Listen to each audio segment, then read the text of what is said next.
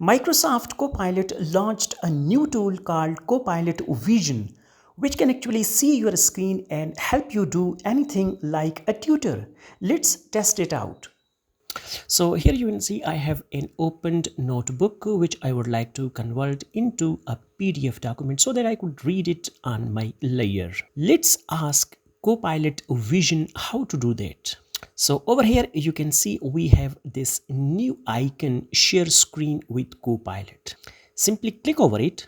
Over here you can see we have these opened computer screens, one of which is Ideometry and Iodometry, Recycle Bin and Wondershare Filmora. So I'm gonna turn on this radio button like this. So here we are, now we can talk to it. What's up, Mohammed? So here is my notebook which I would like to convert into a PDF document, but I don't know how to do it. Would you please help me out with that? Sure, I can guide you through converting your OneNote notebook into a PDF. Start by going to the File tab in OneNote. Can you see it? Yeah, I can see that. So let me click on File. Great. After clicking on File, select Export. Here, you can choose to export the current page, section, or the entire notebook as a PDF. Do you see the Export option? Yeah, I can see that. So let me click on Export. What else? You're in the right spot. Now choose Notebook under Export Current, and then select PDF under Select Format. Finally, click on Export, and you'll be prompted to choose where to save your PDF.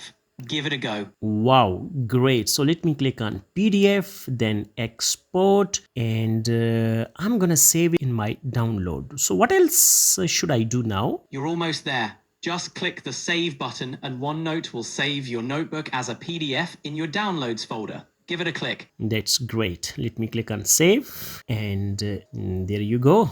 Okay guys, so I'm gonna turn it on once again. So I would click over here again, Wondershare Filmora. You can see, hi. Hey Mohammed, how can I assist you with Wondershare Filmora?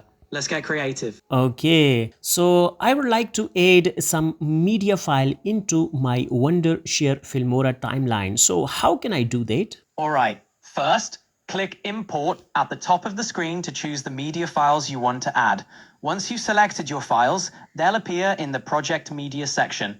Tell me when you've done this and we'll go from there. I'm going to bring in this video. So what should I do right now? All right, Mohammed, click on the video file you want to import, then hit Open, or simply drag and drop it into the timeline at the bottom. Okay, so I'm gonna click on Open, and right now it is here in Wondershare Filmora. Great, I can see you selected your media. Now just drag and drop the file from the Project Media section down to the timeline at the bottom. Ready to give it a try? Yeah, let me hold it and bring it to the timeline. So this is right, I think. Am I right? Yep, looks like you've got it right. Your video is now in the timeline ready for editing. Want to explore some editing features? This is actually an audio file, and I would like to speed up my audio a little bit. Can you please help me how to speed up my audio? Sure thing. To speed up your audio, first, select the audio clip in the timeline. Then look for the speed controls, often found under Tools or Edit. Adjust the speed slider or input a new speed value. Give it a go and let's see how it sounds. Yeah, over here you can see this is Show Speed Control. This is what you are referring to? Exactly. Click Tools, then find Speed or Speed Control. There you'll be able to adjust the speed of your audio. Go ahead and tweak it to the speed you prefer.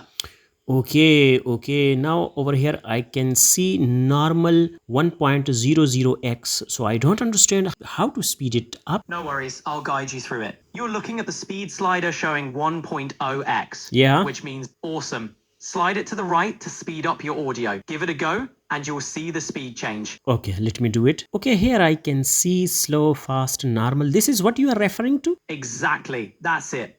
You can click on fast and choose a speed like 1.25x or 1.5x to speed it up. Give it a try and play it back to hear the difference. Yeah, in the fast, I do not see any 1.5 or things like that. It is actually 2x, 4x, and 8x. I would like actually to speed up my video by 1.5x. So I won't be able to do it from here. Got it. Since you want a custom speed like 1.5x, you'll need to use a different option. Look for a custom speed option or manually adjust the speed by entering 1.5 in the speed setting.